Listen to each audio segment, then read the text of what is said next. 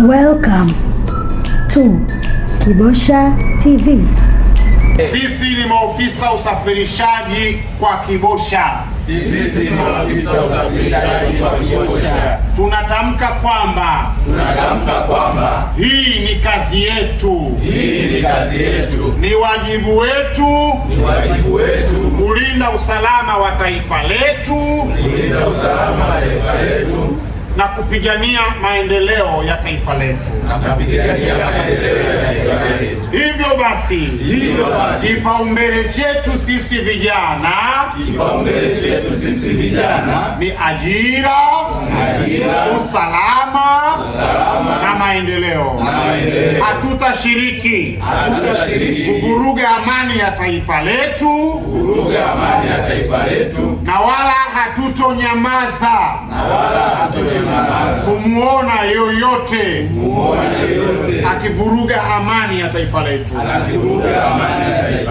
Karibuni kwa Kibosha. Iko salama na amani tele. Tupige kazi, tulinde taifa letu.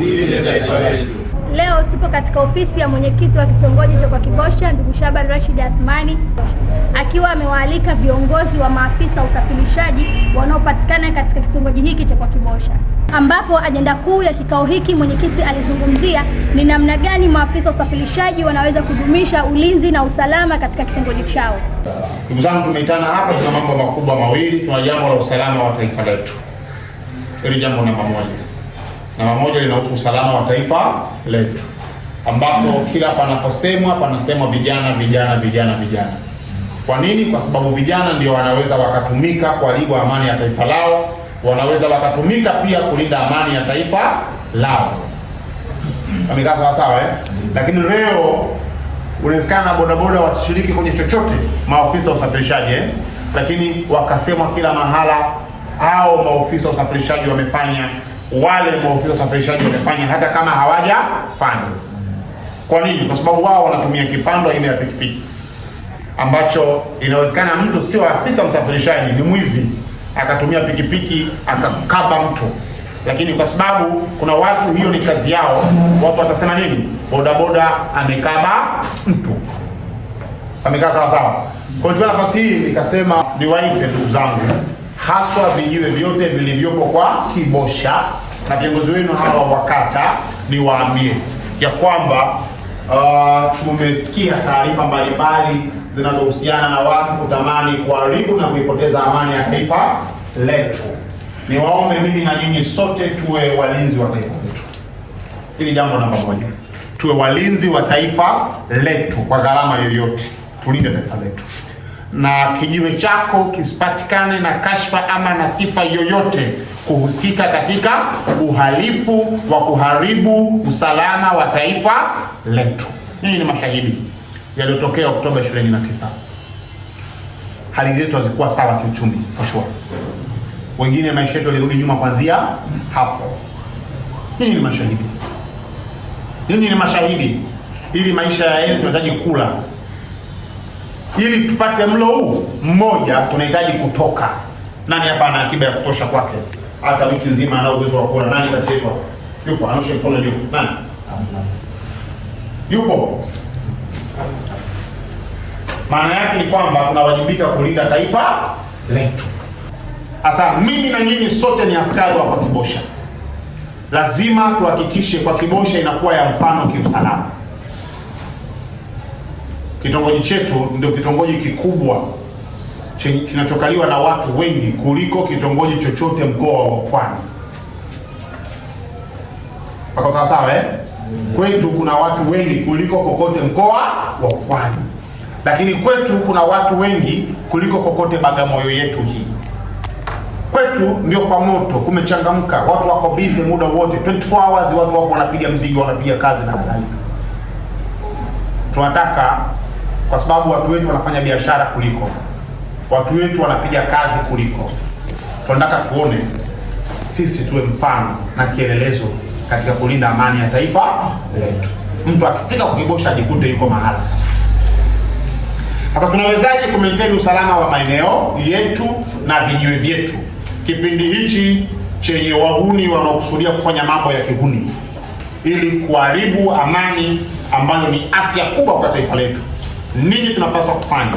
Tunapaswa kufanya namba moja, tunapaswa kuto kupokea watu wageni ambao hatuwaelewi bila kuwa na taarifa zinazoeleweka katika vijiwe vyetu.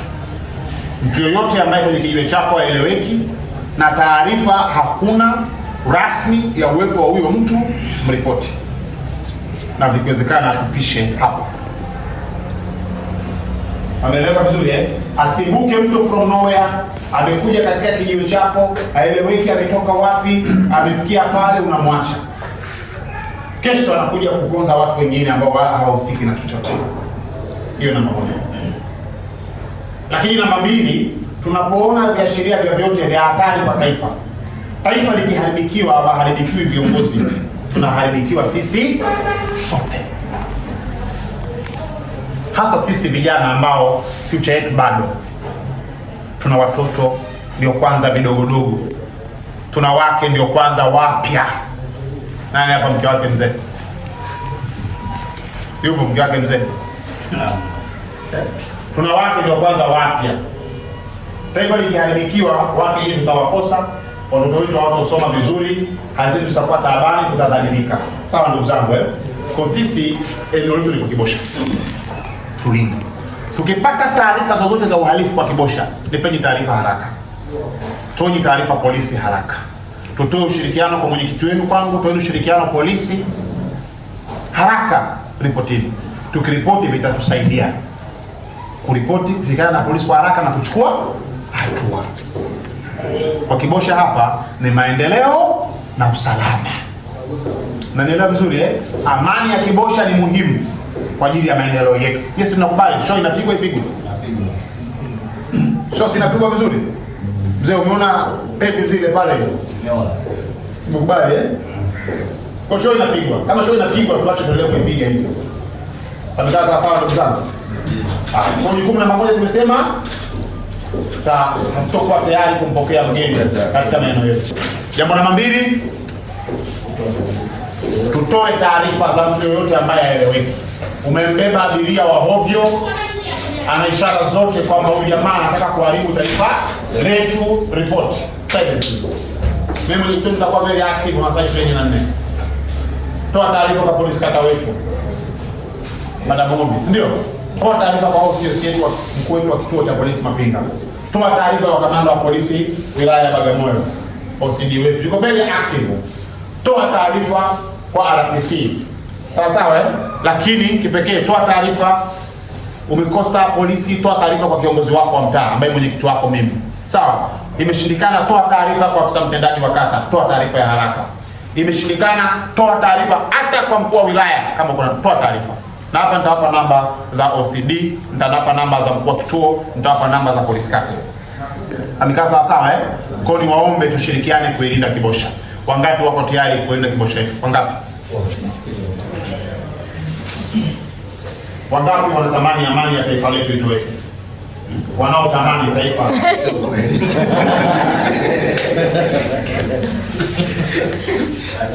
kwa hiyo tuko tayari kulinda taifa letu, si ndio? Tutalilinda kwa magego, si ndio? Adhu bina wajid. Tutakamata kwa meno ya huku, meno ya kutafunia nini? Nyama. Mimi sikilali. Nipigie anytime napokea simu. Sikupokea simu nipo kwenye kikao, tuma nini? SMS chat. Ndachomoka, tutawasiliana. Sawa ndugu zangu eh? Kwa hili ndio jambo mama. Pia mwenyekiti alizungumzia ni namna gani maafisa usafirishaji wanaweza kukuza uchumi wao kupitia vyombo vyao vya usafiri. Pili, sikilizeni wanangu, wangapi hapa wananisha pikipiki za watu? Pikipiki za watu wangapi? Vijueni kwenu asilimia ngapi wana pikipiki zao? Lakini tuseme ni karibu wengi wanaendesha na mikataba ya mtu. Wangapi hapa wana pikipiki za mikataba, lakini ambaye huyu ambao umeingia naye mkataba na yeye ana mkataba na benki? Wangapi? Unanielewa? Kuna mtu anaenda dukani yeye kununua pikipiki mwenyewe. Na kuna mtu yeye anaenda kukopa kisha nakuuza wewe ndio kwa sola power kumtafutia fedha. Sijui mnaelewa vizuri hapa? Tushakuelewa. Hao tuko nao wengi wepi wanaoendesha pikipiki za mikopo, yaani mtu kakopa alafu yeye bado ndio sola power atatafuta fedha kulipa mkopo. Na wale ambao wanaendesha pikipiki za mtu amemnunulia kwa bei ya kawaida ili ampe fedha yeye mwenyewe. Wangapi wengi wepi? Mheshimiwa, kwa sasa hivi wengi hao ambao ni mtu anaenda kuchukua mkopo kwa naye anakuja kukopa. Sasa nisikilizeni wanangu. Sitaki kijana wa Kibosha aendeleshe pikipiki ya mkopo ya mtu. Nataka mimi kama kukopa kakope mwenyewe ili ulipe ile hela ya mkopo peke yake. Ukikopa kitu cha kwako si unalipa. Si ndio? Pikipiki ya mkataba sina probability whether ufanikiwe au usifanikiwe, si ndivyo? Mkopo utalipa hela ndogo kidogo, si ndivyo? Sasa mimi najipanga, natafuta wadau watupe fedha za kuanzia na vijiwe 11. Hata kila kijiwe kina pikipiki moja moja.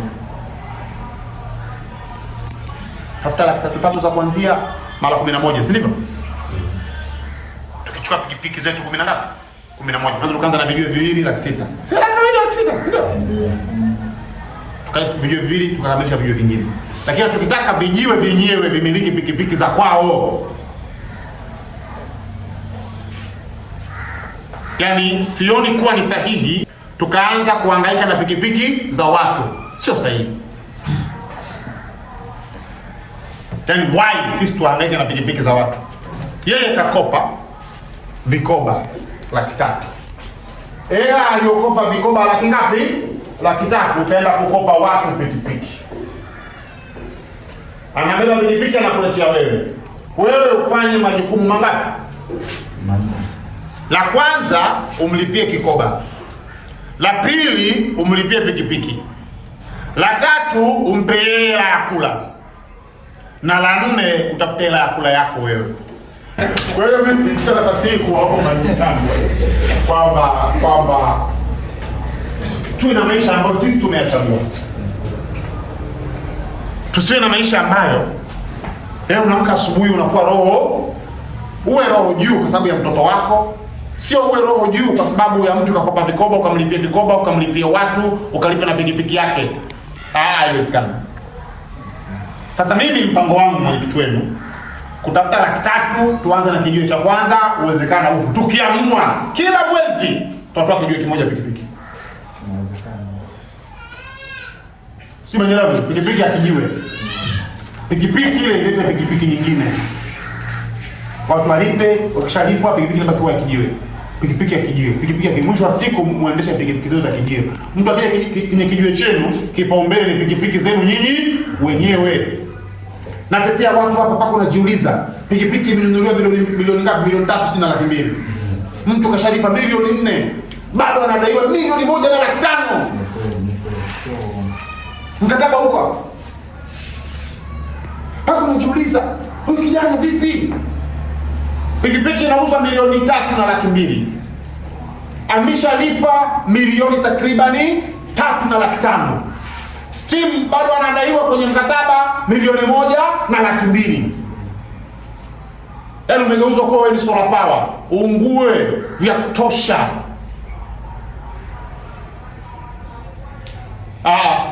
Hata hilo pepo nataka rais aje tusaidie. Yule pikipiki 300,000. Tunafanya wenyewe.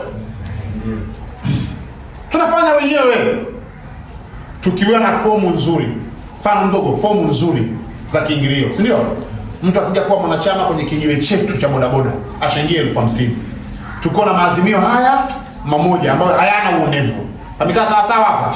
Yaani hatuchagui watu, hayana uonevu. Tukakubaliana mimi na nyinyi, tukakubaliana na polisi, tukakubaliana vizuri kuwezeshana, si ndio? Wakija watu 6 kujiunga inakuwa shilingi ngapi? Pikipiki sio pikipiki hiyo. Pikipiki inaleta hesabu. Nyinyi kwenye kijiwe chenu mko watu 20. Mko watu 50. Tuseme ili uwe mwanachama wa kijiwe hichi kuchangia ni lazima, sio hiari. Uchangie shilingi 500 per day. Mkiwa watu 20 mnachangia shilingi ngapi? 25,000. Nje ya mchango ya kati na kadhalika. 25,000, si ndio? Mkiwa watu 50. Mkiwa watu 20 10,000, si ndio? Watu 20 10,000, 50 watu 20 na 25. 25 mara mwezi Tutazungumza 700 na pikipiki ngapi hizo? Inchi na gata. Si ndivyo ndugu zangu? Sasa kae pamoja. Lakini mimi nitaka tuoneshane mifano. Itaendelea kwenye video yetu tukubaliane.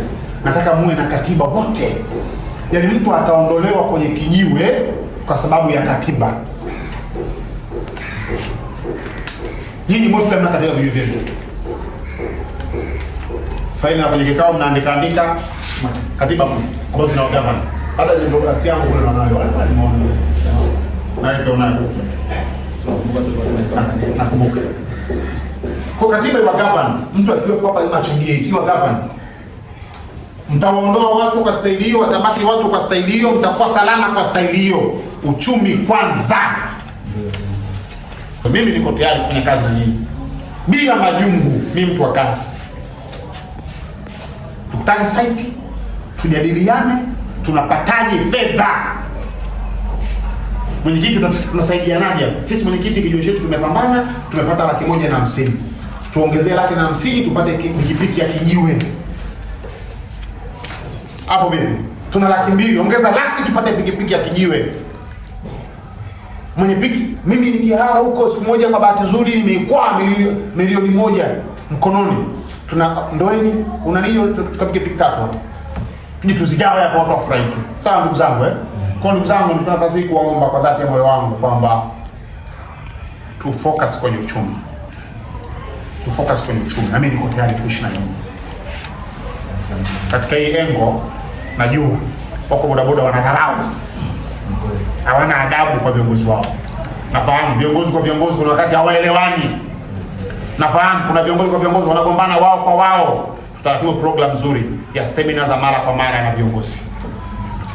Tutakuwa na mikutano ya mara kwa mara na madereva wa usafirishaji.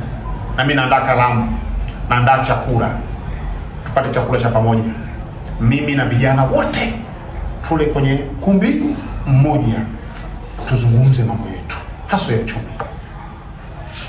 Tupata kuku kadhaa kila tumemaliza pale. Lakini tukitoka kule tutoke na faida. Mtawaletea bank mbalimbali zinye pale. Lakini kabla kufika huko nataka muwe msajiliwa vikundi. Kila kijiwe kiwe kina watu 5. Kila kijiwe kina watu 50, si ndio? Mnakuwa na katiba mama, afu mnakuwa na watu 5. Kumonita uchumi wa kijiwe kizima ni mgumu Watu 5. Na waletea mtaalamu na wasajili. Tunawaambia halmashauri watupe hela. Unaelewa? Watupe hela. Watukopeshe milioni 10, 15, tununue pikipiki zetu 5. Tulipe halmashauri kwa mwaka mzima, tunalipa rejesho kila mwezi mara moja. Itatushinda? Hatui solar power hela kila siku. Baada ya kusema hayo mimi nimemaliza na nimefika pazuri nadhani. Mwisho kabisa, mwenyekiti na viongozi wa maafisa usafirishaji katika kitongoji hiki cha Kwakibosha waliazimia na kula kiapo cha kulinda amani, ulinzi na usalama wa kitongoji chao. Sisi ni maofisa usafirishaji Kwakibosha. Sisi ni maafisa usafirishaji Kwakibosha. Tunatamka kwamba hii ni kazi yetu. Ni wajibu wetu kulinda usalama wa taifa letu. Na kupigania maendeleo ya taifa letu. Hivyo basi, kipaumbele chetu sisi vijana ni ajira, usalama na maendeleo. Hatutashiriki kuvuruga amani ya taifa letu, na wala hatutonyamaza kumuona yoyote akivuruga amani ya taifa letu. Karibuni Kwakibosha. Iko salama na amani tele. Tupige kazi, tulinde taifa letu. Asante sana.